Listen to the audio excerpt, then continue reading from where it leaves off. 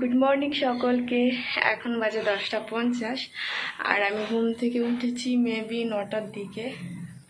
Current চলে গেছিল আর আমার পুরো ঘুম ভেঙে গেছে। তো উঠে অনেক টায়ার্ড ছিলাম আমি, বিকজ কালকে আমার জামা বানিয়েছি। তো ঈদের জামা আমি দেখাবো। ফুল এখনও হয়ে গেছে, কিছু ডিজাইন করা বাকি আছে, ওটা করলে হয়ে যাবে। অনেক রাত জেগে করেছি, যেহেতু ঈদের পর সেলাই করা যাবে না, যেহেতু আমি কালকে পরবো জামাটা, ওই কারণে আমি চেষ্টা করেছি আজকে কমপ্লিট করার। দেন আজকে চাঁদ রাত। আমি খুব ছোটোবেলায় চাঁদ দেখেছি, বড় হয়ে চাঁদ দেখি না, সত্যি কথা। সেটা রোজার ঈদে হোক আর এই ঈদে হোক, আমি চাঁদ দেখি না, বাইরে বেরোয় না। আর আমাদের দেখতে গেলে সে ছাদে যেতে হয়, ওই কারণে। তো সমস্ত কাজবাজ করে দেন ওয়াশ হয়ে ওয়াশ বলতে স্নান করিনি, মুখ টুক ব্রাশ করা কমপ্লিট। আর আমার গাছে জল দেওয়া হয়নি, আমি জল দিতে এসেছি মেন উপরে। আর আজকে আমি ব্রেকফাস্টে কী খাই, অনেকদিন দেখাই না আমি কী খাই ব্রেকফাস্ট, আমি দেখাবো আজকে কী খাই। তো আর বাবাকে দিয়ে মেহেন্দি আনতে পাঠিয়েছি, কারণ মেহেন্দি কিনতে ভুলে গেছিলাম। তো জানি না কী এনে দেবে, কারণ কোনোদিনও কিনে দেয়নি, এক্সপিরিয়েন্স নেই। অনেক কোম্পানির মেহেন্দি আছে, তো দেখি যা এনে দেবে সেটাই হাতে দেবো, কোনো না। আর ভেবেছিলাম আজকে একটু স্পাইসি কিছু করে খাওয়ার, বাট আমার খাওয়া বারণ।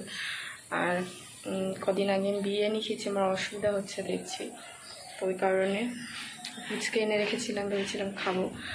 বাট দই ফুচকা বানাবো ভেবেছিলাম, বাট খাওয়া হবে না, কারণ আমার অসুবিধা হচ্ছে প্রচণ্ড, পেটে পেইন হচ্ছে, দেন খিদা হচ্ছে না। তো অ্যাকচুয়ালি আমার ওগুলো খাওয়াই তো এমনি আগে খেতাম না এই জিনিসপত্রগুলো, আমার গ্যাস হতো বলে। আর ডাক্তার বারণ করার পর থেকে তো আরোই খাই না, বলতে গেলে 1 বছরের বেশি আমি জিনিসপত্র খুবই কমই খাই না। আর হয় না, আর কত নিজেকে এইভাবে রাখবো। তো বাধ্য হয়ে সেদিন খেয়েছিলাম, অনেক আমার খেতে ইচ্ছে করছিলো বিরিয়ানি, সত্যি কথা। আর বাবাকে বলেছিলাম, এনে দিয়েছিলাম আমার জন্য, মায়ের জন্য। বাবা নিজেও খেয়ে এসেছিলো, তো ওই খেয়ে দেখছি অসুবিধা হচ্ছে। তো ওষুধ খেয়েছে অবশ্যই, ডাক্তারকে জিজ্ঞাসা করেছিলাম, তো বলেছিল যে খুব ইচ্ছা হলে খাবে, বাট একটু কম মশলা খাওয়ার চেষ্টা করবে। দোকানে তো ওরকম কম মশলার হয় না, আর বাড়িতে বানাতে গেলে এই গরমে অনেক কষ্ট, অনেক হ্যাপা আছে। শীতকাল হলে হতো, আমি পারি বানাতে, বাট এই গরমে শরীর দেবে না, আর করে খেতেও পারবো না, শরীর একদম হয়ে পড়বে। তো চলো আমি বাইরের ওয়েদারটা দেখাই, আর আমার গাছটাকে দেখাই, জল দিয়েছি। তো এই বাইরের ওয়েদার, বেশ মোটামুটি রোদ আছে। আর দেখো বাগানটা পরিষ্কার করে দিয়েছি, আমি বলেছিলাম না ঘাসগুলো পরিষ্কার করে দেবে, বাট পাতা আছে, এটাও পরিষ্কার হয়ে যাবে। আর এখানে না আমাদের যে কুকুরগুলো এখানে থাকে, রাস্তা কুকুর, বাট আমাদের এখানে থাকে, ও এখানে শুয়েছিল, তো উঠে গেছে, জল ঢেলেছি, উঠে গেছে। আর বেশ মোটামুটি ভালো হাওয়া দিচ্ছে। আর এই যে আমার গাছ, এখন ভোরে ভোরে জল দিয়েছি। লঙ্কা গাছে বেশি জল দিলে কিছু হয় না, আর যেহেতু এই ওপরে অনেকটা রোদ আসে, এই জল খুব তাড়াতাড়ি বাষ্প হয়ে উড়ে যাবে, বেশিক্ষণ থাকবে না। তো দেখো গাছগুলো আমাকে তুলে অন্য জায়গায় বসাতে হবে, কারণ ঘন ঘন হয়ে এসছে। লঙ্কা গাছগুলো ভালো মোটা হয়। আর দেখো কি সুন্দর সবুজ লাগছে গাছগুলো। আর জল না পেলেন এরকম কেমন নেতিয়ে যায়। কবে লঙ্কা পাবো, আমার এই আশা। তো কালকে ঈদ, আমি প্রচণ্ড পরিমাণ এক্সাইটেড, সত্যি কথা, খুবই ভালো লাগে। কারণ মেন এই যে উৎসব বলতে গেলে আমাদের এই দুটোই, রোজার ঈদ আর এই ঈদটা। এক ঈদ উল ফিতর, এক ঈদ উল আজহা। তো এই দুটো ঈদ মেন, এর আরও আছে মহরম, তারপরে ফতেহ দিয়াজ, এগুলোর থেকে বেশি মেন ঈদ। এত ভালো লাগে, বলার মতো না। অনেক এক্সাইটেড আছি আমি, এই আর কি।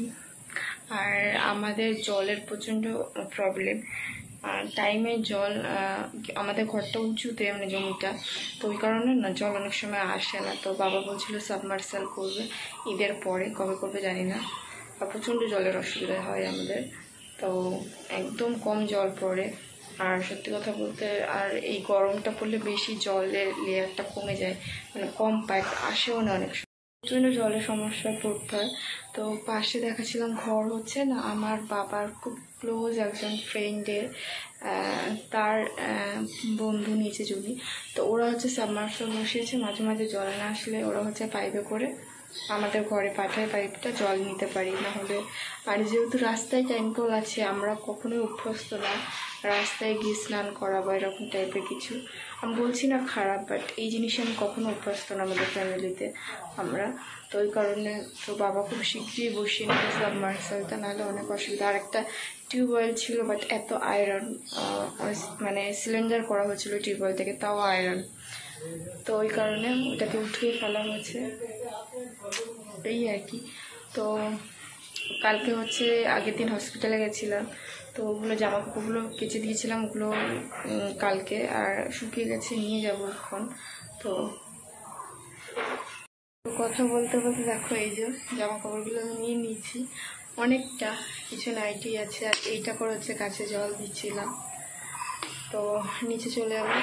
আর এখানে খুব সুন্দর হাওয়া আমাদের এই ব্যালকনিটাই রাস্তার ধারে, আর ওই সাইডটা বাগান আছে, গাছ আছে না, ওই জন্য বেশ ভালো লাগে। তো ওই দেখো আমাকে দেখা যাচ্ছে জানালা আয়নাতে। তো চলো, আর আমাদের সিলিন্ডার কলের যে পাইপ ছিল দেখো খোলা হয়েছে, উপরে রাখা আছে, আমি দেখাচ্ছি। এই দেখো পাইপটা কত লম্বা হয়ে যায়, বাট এটা কোনো কাজের না। ওই দেখো ওরা ঢালাই করবে বলে দেখো তক্তা এনেছে, ঢালাই হবে। আর এই দেখো আবার রোদ চলে গেছে।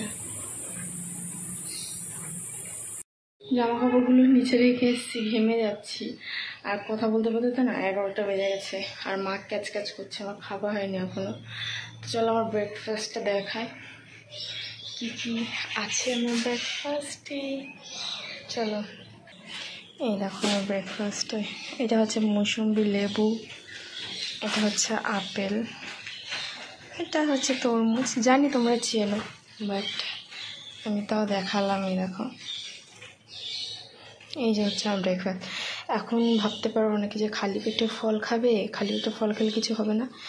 ট্রাস্ট মি, খালি পেটেই ফল খাওয়া উচিত, এটা আমার কথা নয়, ডাক্তার আমাকে বলেছেন।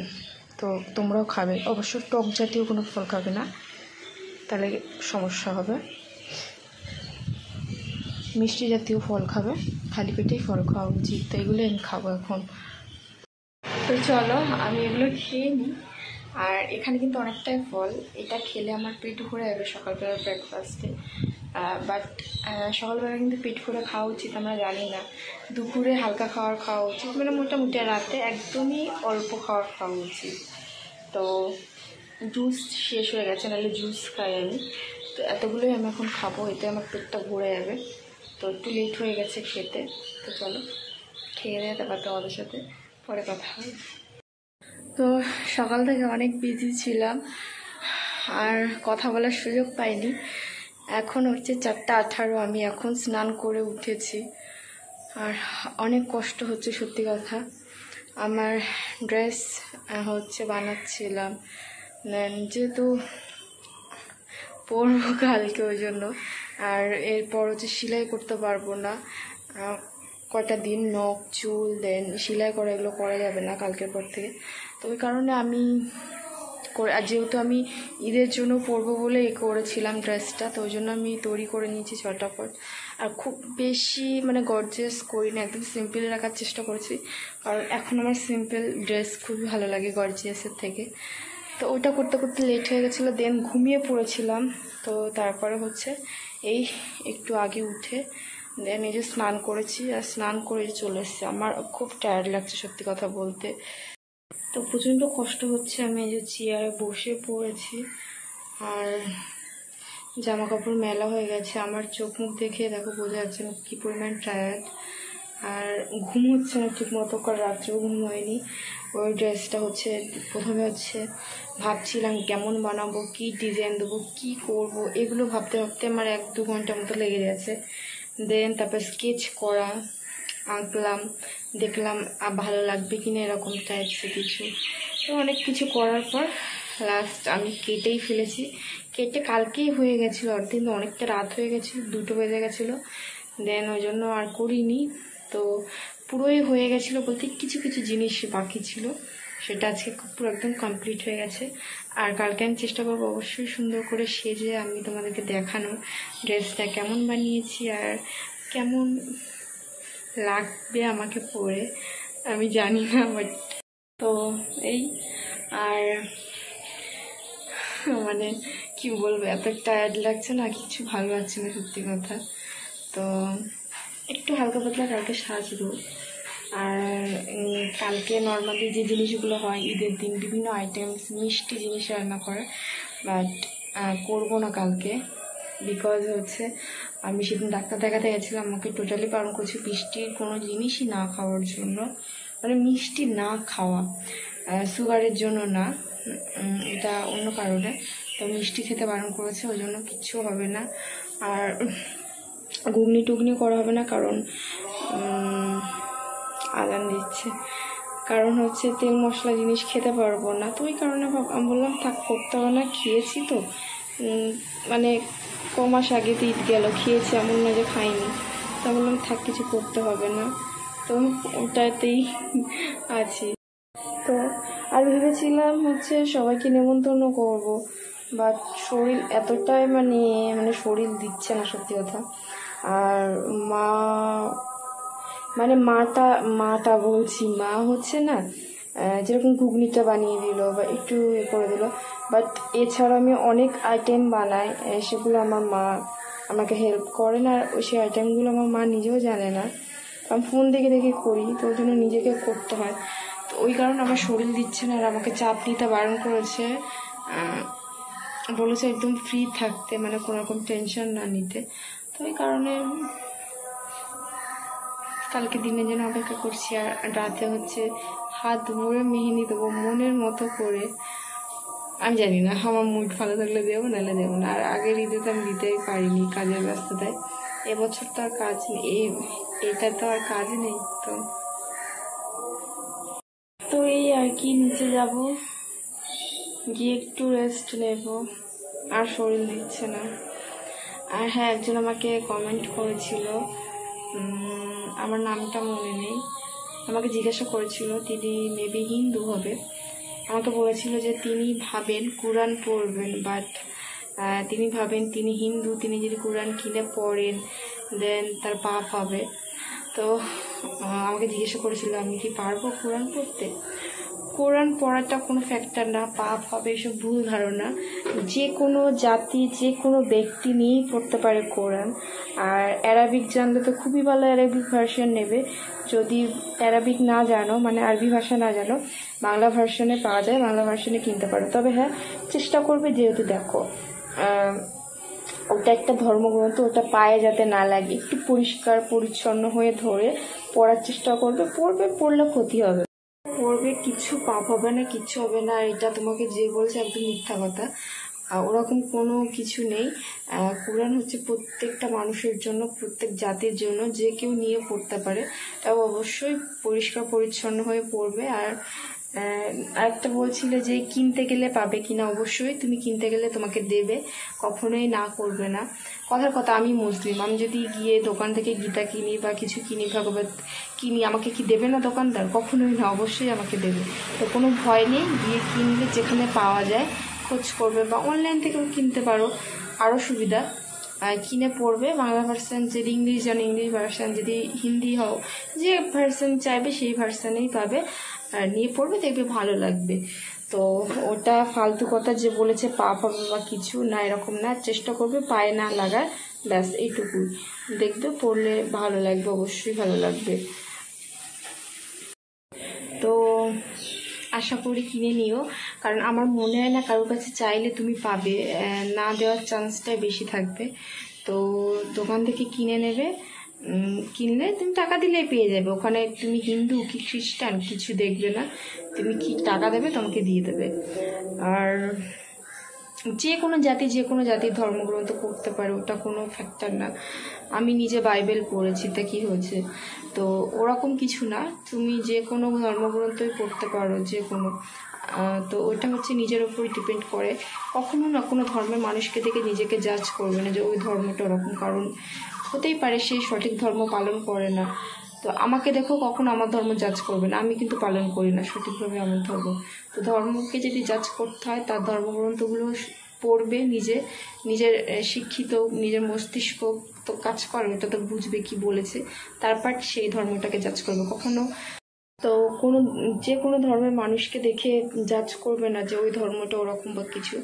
সবাই সঠিকভাবে তার ধর্ম পালন করে না, আমি নিজেও করি না। তো আমাকে দেখে ভাববে না যে মুসলিম ধর্ম এরকম বা এরকম হয় না।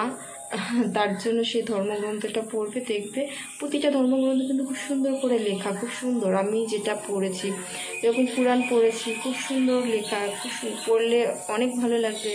বাইবেল পড়েছি, বাইবেলও খুব সুন্দর লেখা, কিন্তু মানুষকে দেখি তার বিপরীত কাজগুলোই করতে।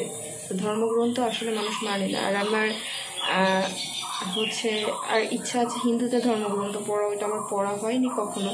তো আমি কেনা আমার পক্ষে সম্ভব নয়, আমি খুব চেষ্টা করছি কারোর মাধ্যমে যদি পাই আর কি। আর অনলাইনে পড়ি না এই কারণে, কারণ আমি তো জানি না কোনটা, অনেক সময় ভুল ইনফরমেশন থাকে, কোনটা সঠিক কোনটা বেঠিক। তো এই কারণে অনলাইন থেকে আমি ডাউনলোড করে পড়ি না, এটাই। তো চলো বাদ দাও, বেশি বকে ফেললাম, একটু বেশি জ্ঞান নিয়ে ফেললাম আমি। তো চলো, টাটা, বাই বাই, দেখা হবে নেক্সট কোনো ব্লগে। তো ততদিন ভালো থেকো, সুস্থ থেকো, আমার জন্য দোয়া করো। আর কালকের ব্লগ সম্পূর্ণই আসবে, আমি চেষ্টা করব সকাল থেকে রাত পর্যন্ত কী কী করি দেওয়ার। আর এই চলো, টাটা, বাই বাই, আল্লাহ হাফিজ।